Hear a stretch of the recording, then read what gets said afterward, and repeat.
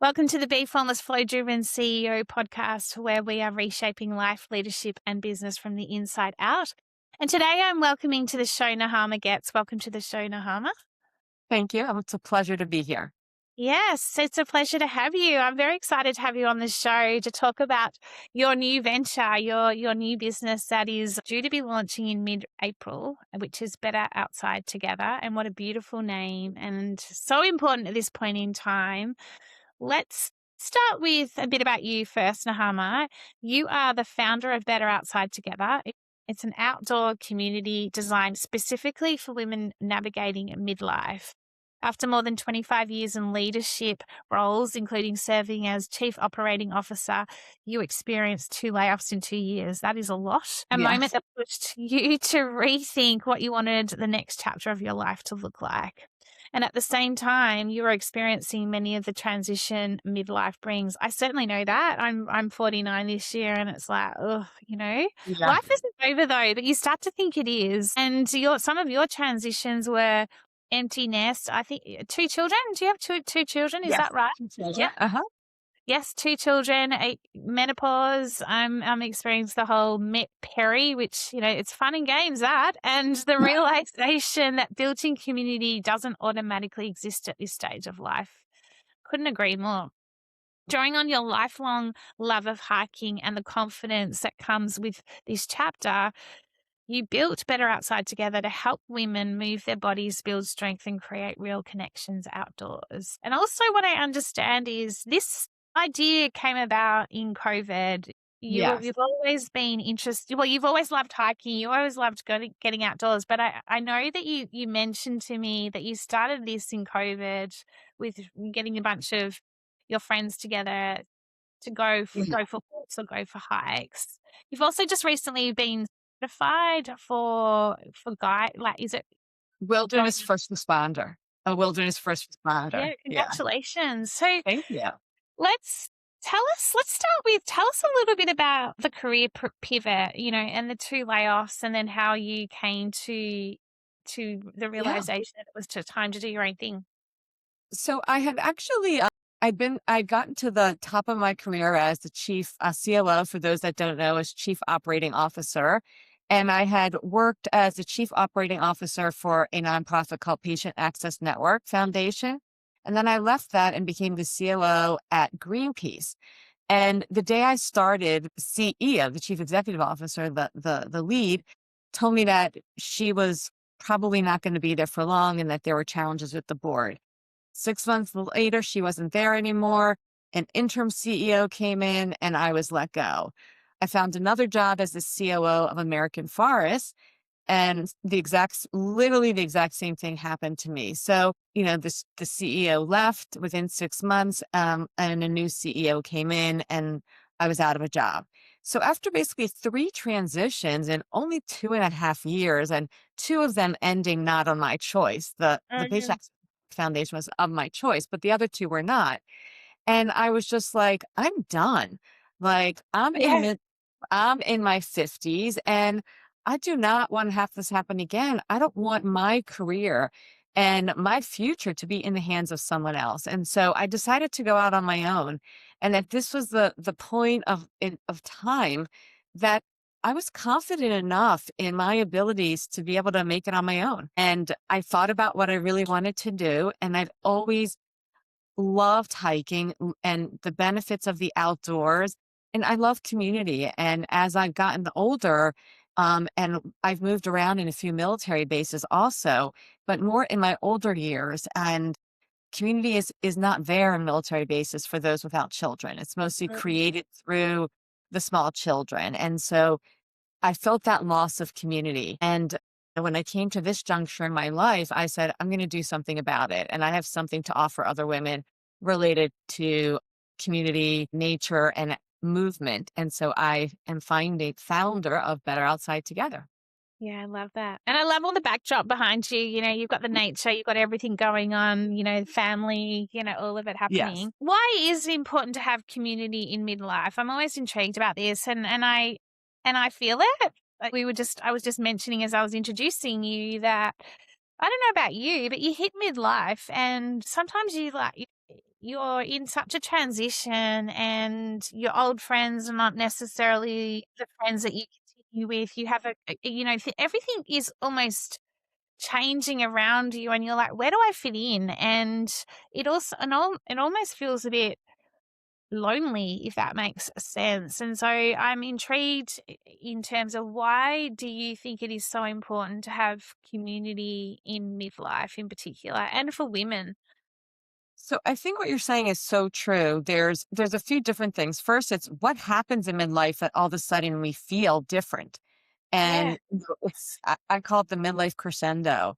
And for me, it was a change of jobs and or losing a job. And I have met so many women, especially in the Washington, DC area in the US, which is very much federal government. And in this administration, so many of them have lost their jobs. So first Mm, there's jobs changes.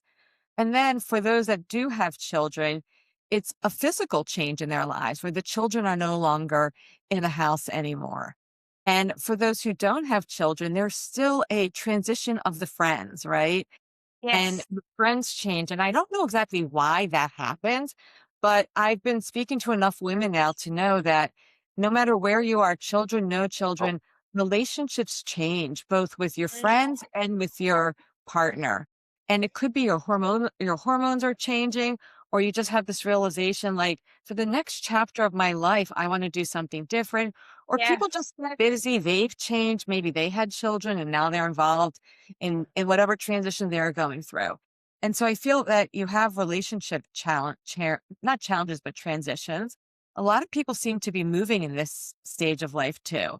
And so there's those changes that happen and the midlife crescendo. And then you have the hormonal changes inside of you. And how do you deal with that? Maybe you wake up and everything's different inside of you. So you have all of these things going on inside of you. And you're like, I really need community. So that's kind of what's going on. But then biologically, in the US, the Surgeon General under Obama and Biden wrote a book called Together, the Healing Power of Human Connection in a Lonely World. And in that book, he talks about the biological necessity for community in Yeah. humans. And right now, we're in this loneliness epidemic, but that community is like food and water. Like our species from the earliest days, we're community oriented. And we need that. And with AI, with the internet, people are more doing these isolated, just sitting in front of their computers, and they've lost that lovely community. Yeah. Additionally, in places that have blue zones, which are areas where people live longest, the common researchers have been researching, why are these people living so long? Why are they doing so great? Also, just not Mm, living, but they're living long and they're living well. mm, And really, they found that it was the quality of friendships in those areas. And so socially, those blue zones have quality of friendship. mm. And third study I want to talk about is the Harvard study of adult development, which has been following people for over 85 years. And it's the largest development of human happiness. And it found that the quality of your relationships at the age of 50 is the single most factor for how you're going to be aging it at 80. And so it's Wow. better. Yeah, it's more indicative to aging well than diet, exercise, and cardiac. And so I think those three things together really have solidified what I've known just as women's intuition or just through my own life. And then as I've gotten into the research, I've actually seen that there is research behind the truth of that. And Yeah. so community is important to help us develop in our 80s so that we're not lonely. Yeah. And, you mentioned, we pre-show that, even when you were like playing around with this idea in COVID and organizing the group walks Uh-huh. because you knew that, everyone in the area was really struggling and feeling it. And you talked, Yeah. and, when it comes to the community piece, this ability to be able to, I can hear your puppy. I can hear my Yes. puppy.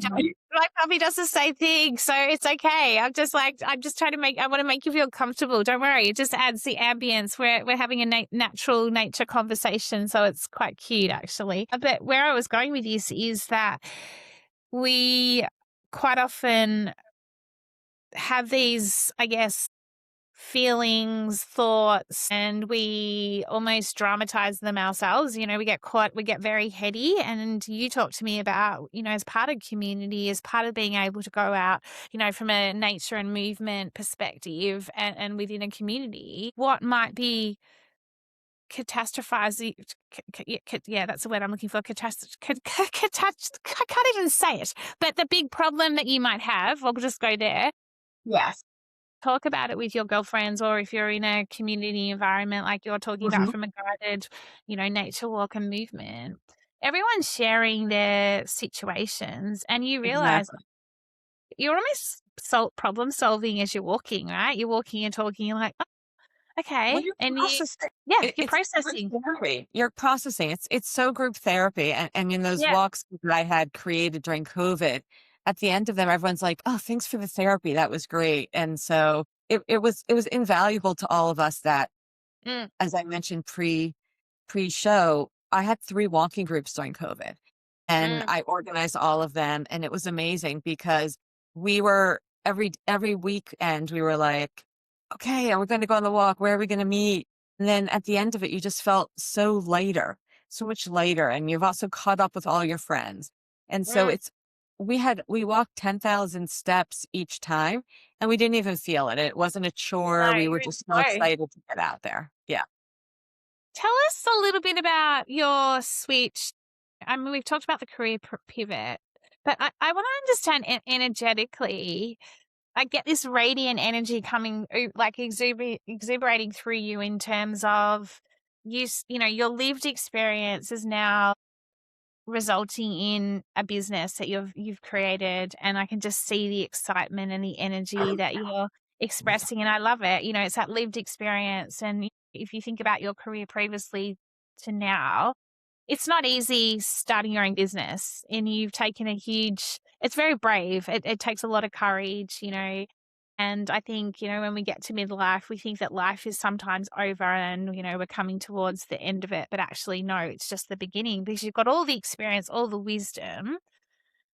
What has been the most fulfilling piece of, and you haven't launched it, 100% yet, but you're close, you're launching it in mid-April. What's been the most fulfilling? And then what's been the most uh, fearful or Yeah. challenging for you? So as part of my pre-launch, I've been holding events with women, and as part of the pre-launch, first of all, I've been networking like crazy. So one of the things that has just really given me energy and this passion that you see is I love hearing people's stories and meeting them and realizing that we're all in this together. Everybody wants the same thing. Everybody wants to feel accepted. Everybody wants community. And also, people do want to be healthy. And I've just met so many women actually that are having pivots at this stage of their lives, either Mm, due to involuntary transitions. As I said, in the DC area, a lot of people have recently become unemployed. And but just other women like me who are like fed up with working for someone else, or not working in their passion. mm, So I've met a bunch of women who they've had something happen in their lives which have made them reflect. A lot of times it's aging parents or even aging partners who have had some health problems, and we don't want to live our lives anymore not doing what we want. And I do have 2 children who are Generation Zs, who are in their 20s in their early working life. And I feel that the Generation they're Gen Z, I mean, they're much more like, I need to have balance in my life, yeah, And I think Gen X, it was all about getting to the top, right? I got to the top. I 100%. became a COO, Yeah. right? I was a COO for 3 organizations. It was proven. It was something I could do, something I actually really enjoyed. I liked it a lot. But what I didn't enjoy was working for other people who didn't appreciate me, or Mm, mm. the high school stuff that happens at work sometimes. And what I'm loving about my job is, first of all, I just am so passionate about Yes, I can that tell. women want community. And I think that hiking and the outdoors, I mean, people want to move. Mm, Everyone says, I want to work out, but I just can't, or I don't know what the barriers are. And they start working out and they don't realize that walking with friends is working out and it's fun. Yeah. And be outside in nature. I mean, how many times do you go outside for a walk and you come back and your head's clear? Oh, And so 100%. Yeah. I and when I so during COVID, I had all these groups, and then I moved because my husband's in the military. We moved, and the groups that I led disappeared. And I realized that I really have something to offer people because I am the organizer. It's just something natural that I always Yeah. do, It's and I can offer that to people. And I'm I love excited it. about it. What I was saying as part of this pre-launch, I've already had held 2 events, one 2 weeks ago and one this week. And after each event, and they were events getting them together, once I did with a personal trainer, the other time with 2 therapists. And after the first one, I got an email from one of the people who attended, and she said, "Thank you so much for last night. It was really the lift that I needed. I was feeling down. I came and I got Mm, lifted by others." And it just really, I was like, "This is why I'm doing it." yeah. And That makes the sense. one of my lifelong friends came and she said in a text afterwards, she wrote, "I came to support you, but I got so much more out of the event than I would have expected. And I left with being lifted up also." And they both used the word lift and they didn't know each other. They didn't know the other person had Yeah. written it. And I was like, this is what I want to do. I want to lift people up. And we weren't even out in nature. Those were just, like gathering and conversations, as I call them. I And it love just it. validates the need of people to meet other people and to broaden their friend groups. Yeah, and human interaction. And also what comes up is active recovery, this ability to step away Yes. from the grind, step away from the day to day, all the negativity in the world. It's important for us to subtract the load from our Mhm. minds and get back and ground ourselves in this being very present. This present moment is all that we have control over right now. So let's just focus on that. And so, what better way to do that than be out in nature and movement? In terms Totally. of my final question for you, I guess, what would be a piece of advice or words of wisdom for anyone who is wanting to be part of a community but not sure where to look, where to explore, feeling almost like, from a midlife perspective, I want to, but I'm not feeling like, I'm not feeling my best. I'm not feeling myself. I'm kind of caught up in my own world, but I know this would be good for me. What would be your piece of advice to them? So my piece of advice would be join something. And really, I think a lot of it is fear of rejection, like even walking into a room where either you don't have anyone who wants to go with you or you walk into a room by yourself and you're just afraid that maybe I'll be the one sitting in a corner or no one will come up to me. And I think, first of all, think about something you've always been interested in. So I've been talking to people who like art, like pottery. I've also been talking to a lot of people who like nature, but there are so many things out there now on the internet, and it's so much easier to find things than, when we were growing up. And I think people need to just, you find it on the internet, but then it's that battle to just go and actually get there. And Mm, I would just take a deep breath and say, everyone who is coming to these events are self-selecting. They want to be there and they want to meet new people. And that's what I have found in the events that I have led and the other events I go to is that people are so kind but you would do sometimes have to be the one to walk up to people and say, "Hi, I'm Nechumah," and then ask people about them. And the minute you ask them about them, they turn back and ask you about you. And yeah, so you have to start it and you have to think they're not being mean. They're just as shy as I am. They're just as scared as I am. And yeah. I'm going to be the one to start this. And So it's been successful. I love that. And so then, Nahama, how do we find out more about when Better Outside Together? I mean, I know you've been doing a pre-launch, but website, like mid-April, you're targeting. Yeah, find out Great. more? So you can either follow me on Instagram at Better Outside Together, or you can go to my website, which has a coming soon, which is, www.betteroutsidetogether.com. And you can enter your information in, there's just a little enter your information screen, and then you'll be added to my newsletter list. And I will send you the launch email and send you all the events so that you can join. Oh, amazing. Well, if I go away anytime soon, I'll be definitely coming on one of your guided tours and getting into the nature and the movement, if it looks anything like all the imagery you have in the background there, even if Thank it you. doesn't, that's fine too, because I do believe we are better outside together and we're better as one together. So wishing you the utmost success.